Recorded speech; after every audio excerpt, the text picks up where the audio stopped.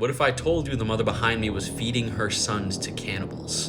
Behind me is Klara Maurova. She's from the Czech Republic and she had two sons, Jacob and Andrej. Her and her sister were part of this weird cult called the Grail movement. They believed by doing good deeds that they would go to heaven. Now here's where it gets dangerous. This cult also believes that they were free to commit any crimes they wanted to and nothing would affect them. And they were also cannibals. Things now got even stranger when her sister showed up with an adopted Norwegian child named Annika. She was 13 years old. Some people believe she was actually 30 and posing as a child. She was in a trafficking ring and had a lot of sympathy for her. Soon, Klara started to forget about her sons and started thinking about adopting Annika as her own. That's when this weird doctor started emailing and texting her out of nowhere. He claimed to be Annika's physician. She met up with him, he showed her her medical records, he gained her trust. The doctor said to Klara that you cannot adopt Annika because her sons are so mean to her. This was the doctor's plan all along as a cult leader. Do you guys remember that cult I was talking about at the beginning of the video? The doctor is like the head of this cult. He said to fix this, she needs to beat her boys as much as she can, for every little thing, and she fell for it.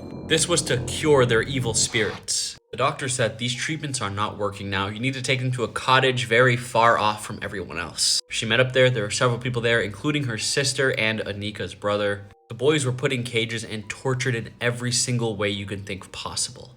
People there started to skin the boys and eat their flesh. They also made the boys eat their own flesh as well. And Annika, the 13-year-old, she kept saying the boys were still being mean to her to continue this abusive cycle. She was also part of that cult and she was not 13. The whole cottage shock therapy ended and they went back home. The boys were treated the exact same back home though by their mother Klara. They were put in a cellar and locked up in there. Annika was living life in a room with a ton of toys and got everything she wanted. She was basically manipulating Klara this entire time.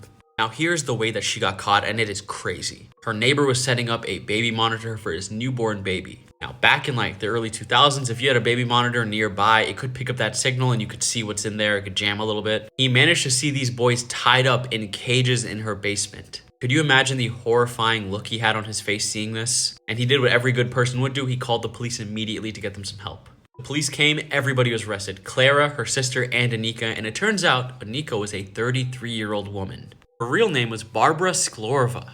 This is a picture of Barbara Sklorova right here, aka Annika, and she was the basis for the movie Orphan. In case the story is sounding familiar, it's basically Orphan. The doctor was actually the father of that girl Annika, aka Barbara. And Klara's sister was in on this cult the entire time and manipulated her. They all got about 5 to 10 years in prison. This story definitely had the wildest turn of events I've read about.